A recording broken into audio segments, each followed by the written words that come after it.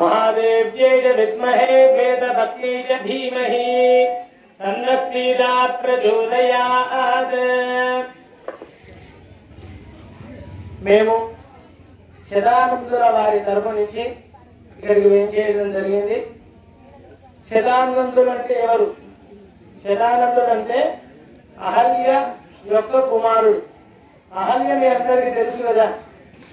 అహల్య ఒక శాపం చేత రాయిగా మారిపోయింది.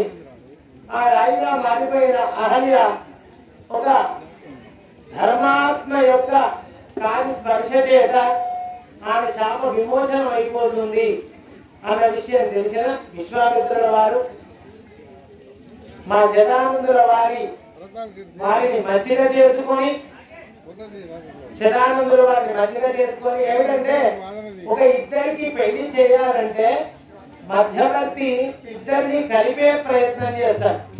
ఇద్దరిని కలిపే ప్రయత్నంలో అటువారిని ఇటువారిని అందరినీ చూసుకుంటూ వెళ్తారు. ఈ మధ్యవర్తి మొదట ఎంచుకోవడం అనేది చాలా విశేషం. ఇక్కడ సాక్షాత్తు వేంచేసి ఉన్న అమ్మవారు అయోనిజ. అయోనిజ అంటే ఒకరి గర్భం నుంచి ఉద్భవించింది కాదు. అమ్మవారికి జానకి, వీరికి సీత అనే పేరు. సీత అనే పేరు ఎందుకు వచ్చింది? జనక మహారాజు గారు వీరి యొక్క తండ్రి, పాలిత తండ్రి.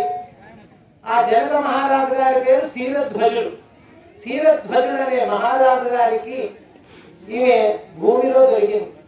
ఆయన ఒక యజ్ఞం చేద్దామనుకుని సంతానం కొరకు ఒక యజ్ఞం చేద్దాం అనుకున్నాడు. ఒక యజ్ఞం చేయాలంటే దానికి ముందు యజ్ఞ స్థానంలో మనం చెట్లు నాటాలి, నవధాన్యాలు వేసి నాటాలి. ఆ సమయంలో మీలాగే మంచిగా గొడ్లను తీసుకొని నాగలు పెట్టుకొని పూజ చేసి మంచిగా అక్కడ దున్నడం మొదలుపెట్టాడు. దున్నడం మొదలెట్టేసరికి ఒక నాడు ఇట్లా పెట్టి గీత గీసేసరికి లోట చిన్నపిల్ల కేకలు వినిపించాయి. చూసేసరికి అక్కడ అమ్మాయి అద్భుతంగా ఉన్నది. ఆ గీతకి సంస్కృతంలో సీత అని అంటారు. నాగలి గీతని సీత అంటారు. కాబట్టి ఆ అమ్మాయికి సీత అనే నామకరణం జనక మహారాజు గారు చేశాడు. అంటే భూమి నుంచి పుట్టిన అమ్మాయి. ఆ అమ్మాయి పుట్టిన తర్వాత జనక మహారాజు గారికి తర్వాత వరుసగా సంతానం కలిగింది. తర్వాత ఇద్దరు ముగ్గురు కుమార్తెలు. ఇప్పుడు వచ్చిన అమ్మాయి సీతతో పాటు ముగ్గురు అమ్మాయిలు, ఒక కొడుకు. ఇలా ఆయనకు మంచి సంతానం కలిగింది. ఆ సీతమ్మ యొక్క విశేషం మీ అందరికీ చెప్తా. సీతమ్మ వారు సౌభాగ్యానికి ప్రతీక, సాక్షాత్తు మహాలక్ష్మి స్వరూపం. జనక మహారాజు గారికి ఏ పిల్ల తండ్రికైనా కానీ నా బిడ్డకి ఇప్పుడు ఎవరు బిడ్డలు తక్కువగా లేరు, అందరు బిడ్డలు బ్రహ్మాండంగా చదువుకొని మంచి ఉన్నత స్థితిలో ఉన్నారు. కాబట్టి ఈ ఉన్నత స్థితిలో ఉన్న నా బిడ్డకి సమానమైన వాళ్ళని వెతకాలి అని ఒక తండ్రి భావన. ఆ ప్రకారంగా ఇక్కడ మా అమ్మవారు సీతమ్మ చాలా గొప్ప విద్యావంతుల, రాజుల కుమార్తెలంటేనే విశేషంగా చదువుకొని ఉంటారు, మంచి విద్యావంతుల. సీతమ్మకి ఒకసారి చూస్తే మొత్తం అర్థమైపోతుంది ఎదురుగా మనిషి ఎలాంటి వాడు ఏమిటి అనేది. అలాంటి అమ్మవారు సీతమ్మ వారు సౌభాగ్యాన్ని అందించే అమ్మవారు. అన్నిటికంటే విశేషంగా అమ్మవారి బలం మామూలు బలం కాదు.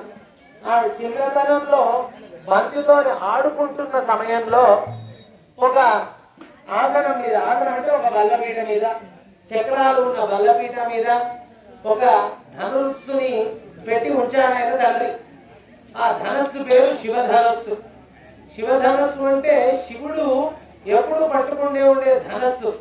సరే, మనం ఆంజనేయ స్వామి గద ఉంది, ఆంజనేయ స్వామి గద. సరే, ఆంజనేయ స్వామి దాకా ఎందుకు, భీముడు ఉన్నాడు. భీముడి యొక్క గదని భీముడే మొయ్యగలుగుతాడు, ఆ గదని ఇంకెవరు మొయ్యలేరు. అలాంటిది శివధనస్సు అంటే ఇక శివుడి ఎంత విశేషం. శివధనస్సుని ఎవరు మొయ్యలేరు, శివుడు తప్ప. అంత విశేషమైన ధనస్సు కదా.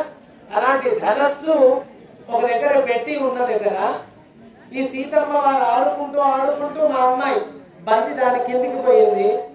ఆమె ఆ బంతి తీసే క్రమంలో ఆమెకు ఉండే ధైర్యం వెంటనే వచ్చింది. ఆమె లోపల ఉంది మహాలక్ష్మి కదా. మహాలక్ష్మి ఎక్కడుంటే అక్కడికి వచ్చి వారిపోతాడు నారాయణుడు. లక్ష్మి లేనిది నారాయణుడు లేడు, నారాయణుడు లేనిది లక్ష్మి లేదు. వారిద్దరి దాంపత్యం అంత అద్భుతమైంది. ఎక్కడెక్కడైతే నారాయణుడి యొక్క కీర్తన అవుతుందో అక్కడికి లక్ష్మీదేవి వచ్చి ఉంటదట. ఒక వృద్ధ అంటే మహా పెద్దగా ఏజ్లో ఉండి మంచి సౌభాగ్యవతి స్త్రీ రూపంలో తిరుగుతూ ఉంటుందట మహాలక్ష్మి నారాయణుడు కొరకు. అలా అమ్మ ఎప్పుడు కూడా స్వామి కోసం, స్వామి అమ్మ లేని దగ్గర ఉండడు.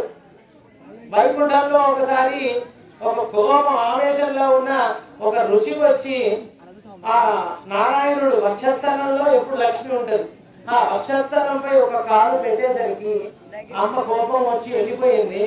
అమ్మ లేని ప్రదేశం వైకుంఠమైనా కానీ అంతా శూన్యం ఏముండదు అక్కడ. అక్కడి నుంచి వెంటనే కిందికి వచ్చిండు. అదే వెంకటాచల మహాత్మై వెంకటేశ్వర స్వామిగా మరి. ఇది వెంకటేశ్వర స్వామి కలియుగ దైవం కదా.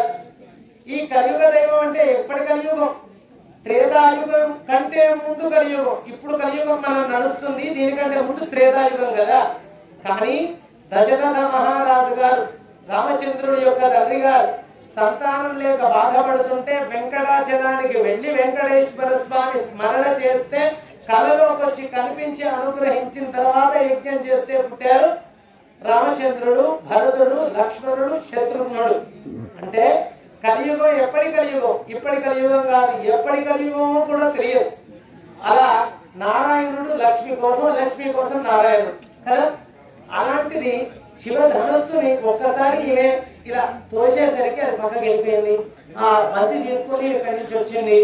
అక్కడ ఉన్న వాళ్ళందరూ ఆశ్చర్యం, ఏమిటిది ఇంత? ఆ ధనస్సుని లాగడానికి మంచి మంచి బలవంతులు, మామూలు బలవంతులు కాదు, మంచి బలవంతులు ఒక 5,000 మంది కలిసి గట్టిగా లాగితే తప్ప ఒక అంగుళం కూడా ముందుకు రా. అలాంటిది ఒక చిన్న పిల్ల, చిన్న పాప బంతులు ఆడుకుంటూ తోసింది అంటే ఈమె ఎవరు? సాక్షాత్తు మహాలక్ష్మి స్వరూపము. ఇంకొక విషయం ఏమిటంటే వారి బలము మీకు తెలిసింది. రామచంద్రుడు వారి యొక్క బలము మాకు తెలుసు. మరి మా అమ్మాయికి సమానమైన వారు ఎవరు అనేది మేము కూడా చాలా రోజుల నుంచి చూస్తున్నాము. మాకు తెలిసింది యాగ రక్షణ చేసి వస్తున్నారు రామచంద్రుడు వారు అని ఎంతో మందిని చూస్తున్నాం. ఈ రామచంద్రుడు ఆ యజ్ఞం చేసి ఆ యజ్ఞ లక్ష్మిని పొందే క్రమంలో వారి గురువులైన విశ్వామిత్రుడు వారితో ఇటు వస్తున్నారన్న సంగతి తెలిసింది. అది నిజమయ్యి వారు కనుక వస్తే మా అమ్మ సీతమ్మ చాలా సంతోషపడుతుంది. అన్నిటికంటే ముఖ్యమైన విషయం ఇంకోటి ఏమిటంటే రామచంద్రుడు రావణుణ్ణి చంపడానికి రామచంద్రుడు అవతారం. పునర్వసు నక్షత్రంలో ఎందుకు పుట్టిండు రాముడు? వసుహు అంటే దేవతలు, పునః అంటే మళ్ళీ. దేవతలందరూ రావణాసురుడి చెరలో ఉన్నారు, వాళ్ళని విడుదల చేయాలి కాబట్టి దేవతలు, మిగతా దేవతలందరూ పోయి లక్ష్మీనారాయణుడి దగ్గర ధ్యానం చేసుకున్నారు. అందరికంటే ముందు లక్ష్మి దగ్గరికి వెళ్ళింది. సరే మనం ఎక్కడికి పోయినా, నారాయణుడు దర్శనానికి పోయినా, ఎక్కడికి పోయినా ముందు లక్ష్మి దర్శనం చేసుకొని తర్వాత నారాయణుడు దర్శనం చేసుకోవాలి. అప్పుడు ఏమిటి? స్త్రీ పార్శ్వం.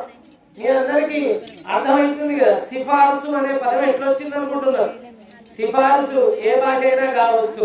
స్త్రీ పార్శ్వం అనే అర్థం. ముందు అమ్మగారి దగ్గరికి పోవాలి, అమ్మగారికి చెప్పాలి. అమ్మగారు ఒకసారి ఆయన భుజం మీద చేసి ఇది మనవాడు అని చెప్తే వెంటనే టక్కన పని అయిపోతుంది. మరి రామదాసు చరిత్ర తెలుసుగా మీ అందరికీ. రామదాసు కొన్ని సంవత్సరాలు వేల పాటలు పాడి పాడి పాడి ఆయన తలిచి చివరికి సీతమ్మ వారిని స్మరణ చేయడం జరిగింది. నన్ను బ్రోమని చెప్పవే సీతమ్మ తల్లి, ఈ పాట మీకు తెలుసు కదా. అప్పుడు ఆమె అయ్యా మన బిడ్డ ఇంత కష్టపడుతున్నాడు అయ్యా అని రాముడి దగ్గర